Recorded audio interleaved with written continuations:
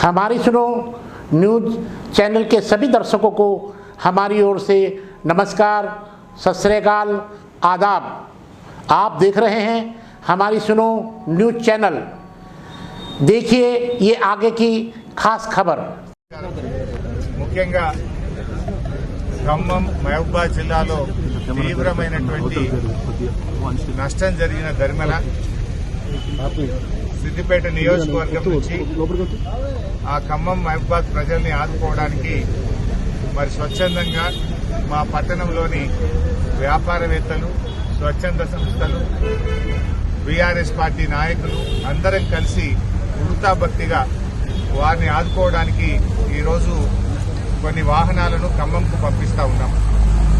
మళ్ళీ రేపు ఎల్లుండి ఇంకా కొన్ని వాహనాలను తయారు చేసి మహబూబాబాద్ జిల్లాకు కూడా పంపించడం జరుగుతుంది.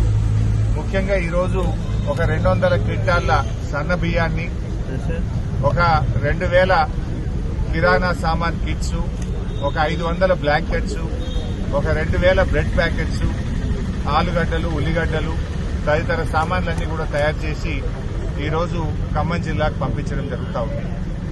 ఈ విధంగా అందరూ కూడా ముందుకు రావాలని పిలుపునిస్తా ఉన్నారు. మానవ సేవయే మాధవ సేవ. కష్టాల్లో ఉన్న వాళ్ళని ఆదుకోవాల్సిన బాధ్యత సమాజంలో ప్రతి ఒక్కరి మీద కూడా ఉంటుంది. ఎవరి స్థాయికి తగ్గట్టు వాళ్ళు ముందుకొచ్చి ఈ ఖమ్మం మహబూబాబాద్ వరద బాధితుల్ని ఆదుకోవాలని చెప్పి బీఆర్ఎస్ పార్టీ తరఫున నేను పిలుపునిస్తా ఉన్నాను. ఇలా ప్రభుత్వం పూర్తిగా ఫెయిల్ అయిపోయింది. వాస్తవానికి ప్రభుత్వం కొద్దిగా ముందస్తు జాగ్రత్తలు తీసుకుని ప్రాణ నష్టాన్ని, ఆస్తి నష్టాన్ని మరి నివారించే అవకాశం ఉంది. కానీ ప్రభుత్వం నిద్రపోవడం వల్ల, మేలుకోకపోవడం వల్ల ఇవాళ తీవ్రమైనటువంటి నష్టం జరిగింది. సరే, వారి కష్టాలను మేము పూర్తిగా తీర్చలేకపోయినా ఒక సామాజిక బాధ్యతగా బీఆర్ఎస్ పార్టీ తరఫున ఈరోజు ఈ కిట్స్ అన్ని కూడా మేము ఖమ్మం పంపిస్తా ఉన్నాం. 2-3 రోజుల్లో మహబూబాబాద్ కూడా మరిన్ని కిట్స్ కూడా పంపిస్తాం. ఇప్పటికే కేసీఆర్ గారి పిలుపు మేరకు బీఆర్ఎస్ పార్టీ ఎమ్మెల్యేలు, ఎంపీలు, ఎమ్మెల్సీలు మేమందరం కూడా 1 నెల జీతాన్ని ముఖ్యమంత్రి సహాయ నిధికి ఇవ్వాలని చెప్పి కూడా మేము నిర్ణయం తీసుకున్నాం.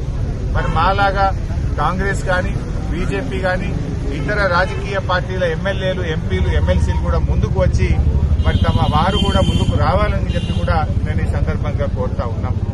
మరి అదేవిధంగా ఈరోజు ముఖ్యంగా ఒకటే ఆలోచన చేయాలి. ఇవాళ ప్రభుత్వం, ముఖ్యమంత్రి గారు మా మీద ఉల్టా కేసులు పెట్టిస్తున్నాడు. మేము వరద సాయం చేయడానికి ఖమ్మంకు వెళ్తే అక్కడ మా మీద ఉల్టా కేసులు పెట్టింది. మేము అక్కడికి వెళ్లి వాళ్ళను పరామర్శించి వారికి వృత్తాభక్తిగా కొన్ని కిట్లు ఇచ్చాం. మా మీద దాడి చేసినారు. దాడి వాళ్లే చేసిండ్రు, పైగా మళ్ళీ ఉల్టా మా మీదనే కేసులు పెడతా ఉన్నారు. అంటే ఈ ప్రభుత్వం పూర్తిగా దుర్మార్గంగా వ్యవహరిస్తా ఉంది. ఇది ప్రజాపాలన కాదు, రాక్షస పాలనగా మారింది. ప్రజాపాలనలో సాయం చేసే చేతులకు ఎవరైనా కేసులు పెడతారా? సాయం చేయడానికి వెళ్ళిన మా మీదనే అక్రమంగా కేసులు బనాయించి ఉల్టా ఈరోజు ప్రభుత్వం మమ్మల్ని ఇబ్బంది పెట్టే ప్రయత్నం చేస్తుంది. సరే, మీ కేసులకు మేము భయపడేది లేదు. అంతిమంగా ధర్మం, న్యాయం గెలుస్తుంది. ఖమ్మంలో దాడి చేసింది ఎవరు? కేసులు పెట్టింది ఎవరి మీద? దాడి చేసేది నువ్వే, ఉల్టా మా మీద కేసులు పెట్టేది నువ్వే. అంటే అధికారం ఉందని చెప్పి నీ ఇష్టారాజ్యంగా వ్యవహరిస్తా ఉన్నావు. ఇది మంచిది కాదు. దయచేసి ఇటువంటి మానుకోవచ్చు. ప్రజలు నవ్వుకుంటున్నారు. నిన్న మహిళలు కూడా అక్కడ తెచ్చినారు. వాళ్ళు సాయం చేయడానికి వస్తే వాళ్ళను ఎందుకు ఇబ్బంది పెడుతున్నారని చెప్పి అక్కడ వరద బాధిత ప్రజలు, మహిళలు వాళ్ళని దుమ్మెత్తిపోసింది. అయినా ఇంకా మీకు సిగ్గు రాలేదు, ఉల్టా ఇంకా మా మీద కేసులు పెట్టే ప్రయత్నం చేస్తున్నారు.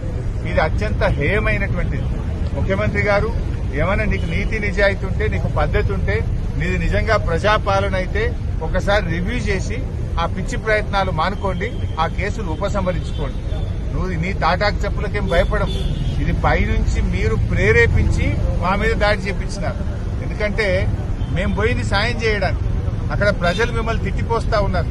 ప్రజలు కనీసం మిమ్మల్ని దగ్గరికి రానిచ్చే పరిస్థితి లేదు.